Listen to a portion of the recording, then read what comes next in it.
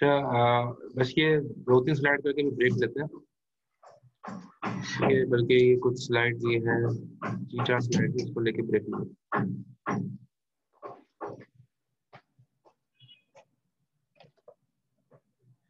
तो मैं आपको बात बता रहा था कि एक तो लेवल 0 की लैंग्वेज हो गई,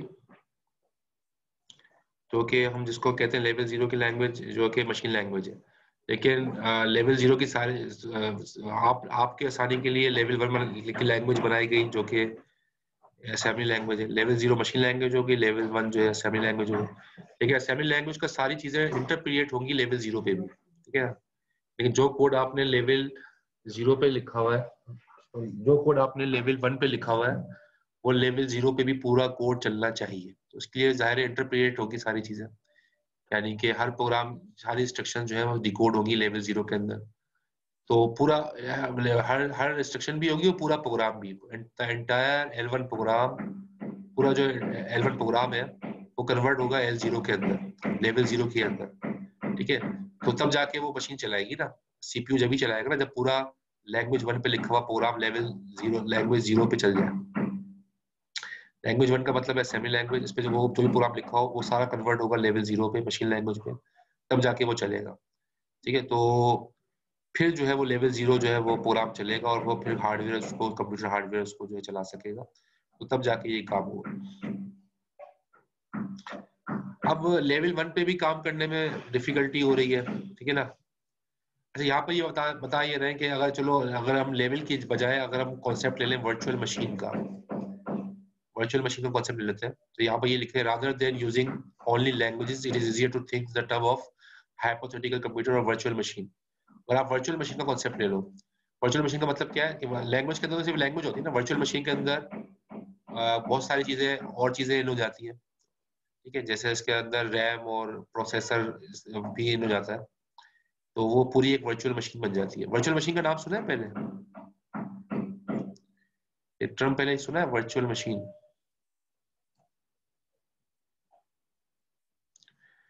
ठीक है, वर्चुअल मशीन क्या होती है वर्चुअल मशीन?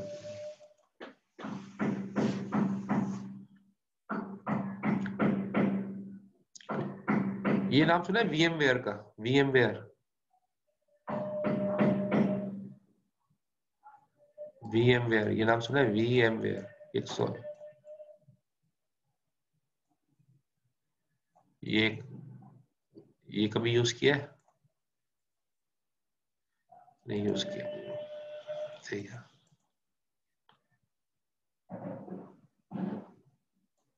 अच्छा, लिनक्स इंस्टॉल की थी, हाँ लिनक्स इंस्टॉल, ये बिल्कुल सही कह रहे हैं, इन्होंने लिनक्स इंस्टॉल की थी।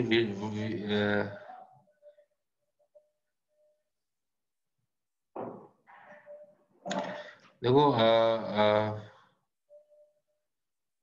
होता क्या है कि आप अपनी मशीन के अंदर ना 10 मशीनें खड़ी कर सकते हो। क्या मतलब कि आपने एक वर्चुअल मशीन VMware इंस्टॉल कर लिया, इस तरह का कुछ सॉफ्टवेयर VMware या और भी आते हैं। तो वर्चुअल मशीन का मतलब क्या है कि वो एक अलग से कंप्यूटर, आपके कंप्यूटर में एक और कंप्यूटर क्रिएट कर देगा, जिसका अपना रैम और अपना प्रोसेसर होगा। हकीकत में तो कुछ भी नहीं होगा, वो तो जाहिर मतलब होगा तो वो आपके ही यूज करेगा प्रोसेसर और रैम को, लेकिन वो दिखाएगा उसको अलग करके। ये कंप्यूटर 1, कंप्यूटर 2, कंप्यूटर 3, आप जितने चाहे कंप्यूटर बना सकते हो अपने एक ही कंप्यूटर के अंदर, लेकिन वो सारे वर्चुअल होंगे, ठीक है। तो लोग इस तरह से कर रहे हैं, और आजकल 4-5 सर्वर एक ही सर्वर के अंदर बना देते हैं लोग, 5 server, proxy server, web server, file server. उससे पैसे भी बचते हैं उन लोगों कंपनीज के, और एक ही मशीन के ऊपर कई मशीनें चलती हैं, और वो अलग अलग दिख भी रही होती है। लोगों को अलग अलग मशीनें दिखेंगी बाहर, उनको लगेगा यही कि अलग अलग मशीनें, एक मशीन नहीं है, एक सर्वर नहीं है, 5 सर्वर है, उनको नजर यही आएगा बाहर, लेकिन हकीकत में वो एक ही मशीन के ऊपर 5 वर्चुअल मशीनें बनाई हुई होंगी। तो ये कॉन्सेप्ट होता है वर्चुअल मशीन का।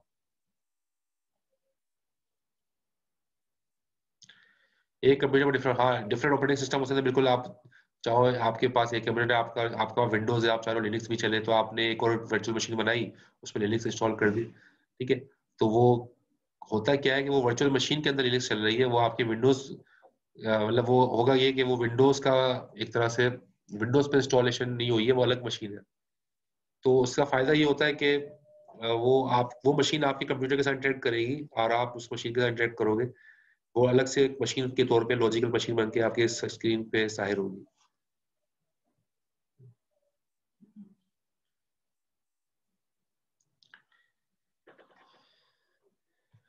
तो वर्चुअल बॉक्स का नाम सुना है? ये भी एक वर्चुअल मशीन है, वर्चुअल बॉक्स। वर्चुअल बॉक्स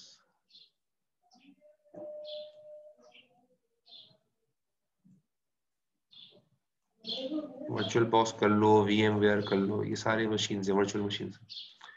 ठीक है, इसके अंदर आप मुख्तलिफ ऑपरेटिंग सिस्टम भी इंस्टॉल कर सकते हो, मुख्तलिफ चीजें इंस्टॉल कर सकते हो, जो कि हकीकत में आपके विंडोज पे नहीं होंगी बल्कि इस वर्चुअल मशीन पे होंगी। विंडोज के अंदर वो इंस्टॉलेशन नहीं दिखाएगा, बल्कि जब आप वर्चुअल मशीन पे जाओगे तब वो इंस्टॉलेशन दिखाएगा आपको। तो ये कॉन्सेप्ट है वर्चुअल मशीन का। दोबारा ये वर्चुअल मशीन तो बहुत हाई लेवल की है, आप उसी कॉन्सेप्ट को यूज कर रहे हैं वर्चुअल मशीन को। तो कह रहे हैं लैंग्वेजेस की, जब आप बात कर रहे हैं कि लेवल 0 की लैंग्वेज, हाँ वर्चुअल, आप वर्चुअल ये वर्चुअल बॉक्स पे भी जो है ना आप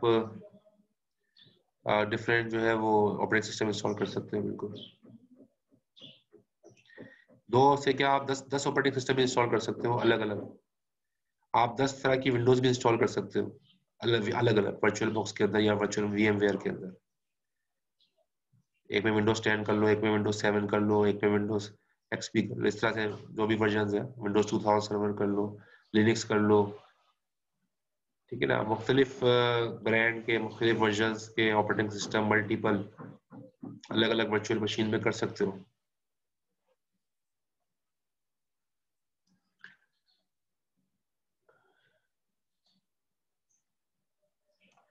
तो वर्चुअल मशीन का आपको आइडिया होगा कि वर्चुअल मशीन किसे कहते हैं। तो कह रहे हैं कि अभी अभी मैंने आपको बात बताई ना, लैंग्वेज 0 पे असेंबली लैंग्वेज है, लैंग्वेज 1 पे जो है, लैंग्वेज 0 पे मशीन लैंग्वेज है, लैंग्वेज 1 पे असेंबली लैंग्वेज है। तो बजाय लैंग्वेज के हम वर्चुअल मशीन का कॉन्सेप्ट ले लेते हैं कि हर एक की वर्चुअल मशीन डिफरेंट है। लेवल 0 की वर्चुअल मशीन अलग है, लेवल 1 की वर्चुअल मशीन अलग है। ठीक है, तो वर्चुअल मशीन के अंदर सारा पूरा एक तरह का अलग से सॉफ्टवेयर है, जिसके अंदर फिजिकली जो है वर्चुअल कंप्यूटर को एक तरह से इम्यूलेट किया जाता है। इम्यूलेशन का लफ्ज यूज करते हैं। इम्यूलेशन का मतलब है कि एक चीज है नहीं लेकिन दिखाई जा रही है। ठीक है, तो इम्यूलेट किया जाता है चीजों को। The virtual machine 1, we can say कि लैंग्वेज 1 है वो वर्चुअल मशीन 1 पे हो गई, यानी कि जो असेंबली लैंग्वेज है उसको हम कहेंगे वो वर्चुअल मशीन 1 पे काम कर रही है। और जो असेंबली लैंग्वेज जो है, असेंबली लैंग्वेज वर्चुअल मशीन 1 पे काम कर रही है, जबकि मशीन लैंग्वेज है वो वर्चुअल मशीन 0 पे काम कर रही है, जिसको हम लैंग्वेज 0 कह रहे थे। ठीक है, तो वर्चुअल मशीन 0 पे assembly language, sorry virtual machine 0 पे मशीन लैंग्वेज, वर्चुअल मशीन 1 पे असेंबली लैंग्वेज। तो अगर आप असेंबली लैंग्वेज पे काम कर रहे हो तो वो सारा का सारा काम वर्चुअल मशीन 1 का काम कन्वर्ट होगा किसके अंदर, वर्चुअल मशीन 0 पे, तभी तो चलेगा। या असेंबली लैंग्वेज जितना भी काम है वो कन्वर्ट होगा मशीन लैंग्वेज पे, जभी तो वो चलेगा। लेकिन वर्चुअल मशीन 1 पे भी आपको काम करने में अगर थोड़ी डिफिकल्टी हो रही है तो फिर क्या इसका है। अच्छा, यहाँ पर ये दिखाया गया है कि वर्चुअल मशीन 1 का काम सारा का सारा कन्वर्ट होगा, ट्रांसलेट होगा, इंटरप्रिएट और ट्रांसलेट दोनों लफ्ज यूज किए गए हैं। ये वर्चुअल मशीन पे जो भी काम किया असेंबली में वो सारा कन्वर्ट होगा वर्चुअल मशीन 0 पे, तभी उसको जो है कंप्यूटर चलाएगा। लेकिन अगर आपको वर्चुअल मशीन 1 पे डिफिकल्टी हो रही है काम करने पे, असेंबली लैंग्वेज पे भी अगर आपको डिफिकल्टी हो रही है, फिर क्या किया जाए, फिर क्या किया जाए, क्योंकि वर्चुअल मशीन 1 भी इतनी ज्यादा प्रोग्रामर फ्रेंडली नहीं है। वर्चुअल मशीन 1 भी इतनी ज्यादा प्रोग्रामर फ्रेंडली नहीं है, उसमें भी काफी चीजें डिफिकल्ट हो रही हैं। फिर क्या किया जाए, तो आप एक और मशीन बनाओगे, इसका नाम रख दिया आपने वर्चुअल मशीन 2। उसके अंदर और बेहतरी कर दी, प्रोग्रामर के नजदीक ले आया, उसके अंदर चीजों को और आसान कर दिया। ठीक है, तो वो बन गई वर्चुअल मशीन 2। और वर्चुअल मशीन 2 पे जब आप काम कर रहे थे, तो और अब आपको वर्चुअल मशीन 2 पे भी कुछ अगर डिफिकल्टी हो रही है तो आपने एक और मशीन बना ली, वर्चुअल मशीन 3, वर्चुअल मशीन 4। इस तरह आप वर्चुअल मशीन बनाते गए और प्रोग्रामर के करीब आते गए, ताकि प्रोग्रामर को हर चीजें रेडीमेड मिलती रहे, उसको पता ना चले, डिफिकल्टी लेवल उसका कम से कम होता जाए। तो ये कहाँ तक सिलसिला जा सकता है, ये सिलसिला चल सकता है वर्चुअल मशीन एन तक, यानी कि कोई भी आखिरी लेवल पे जो आपकी वर्चुअल मशीन है वो आप क्या। अब आप देखो ना, आजकल जो प्रोग्रामिंग लैंग्वेजेस आपके सामने आ रही है ना, ये बहुत ज्यादा एडवांस लैंग्वेजेस है और इनके अंदर बहुत सारे एक तरह से लेयर्स आ गई हैं। अब तो आप सेंटेंस कोई लिख भी रहे होते हो तो वो खुद ही गाइड करता है, भाई ये इसका सेंटेक्स ये है, ऊपर ही दिखा रहा होता है। फोर लिखोगे ऊपर सेंटेक्स दिखा देगा।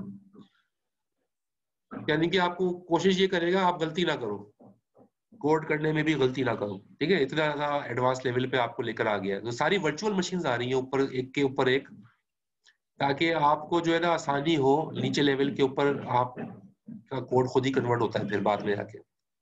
कन्वर्ट तो वर्चुअल मशीन 0 पे ही होता है जाके, ठीक है? सारे वर्चुअल मशीन 2 का कोड वर्चुअल मशीन 1 पे जाएगा, वर्चुअल मशीन 1 का कोड वर्चुअल मशीन 0 पे जाएगा और फिर वो हार्डवेयर इसको चलाएगा। तो ऐसे ही होता है। अच्छा, जावा पे आप लोगों ने काम किया होगा, जावा वर्चुअल मशीन का आइडिया है? Java virtual machine, JVM.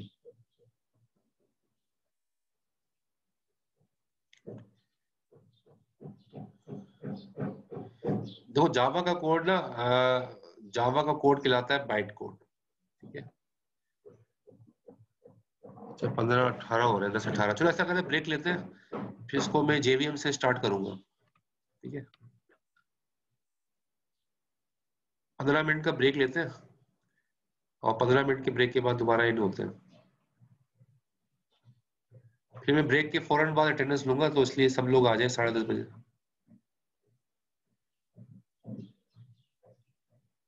10:35 तक अटेंडेंस लूंगा, 10:35, ठीक है? अभी मैं मीटिंग एंड कर रहा हूँ।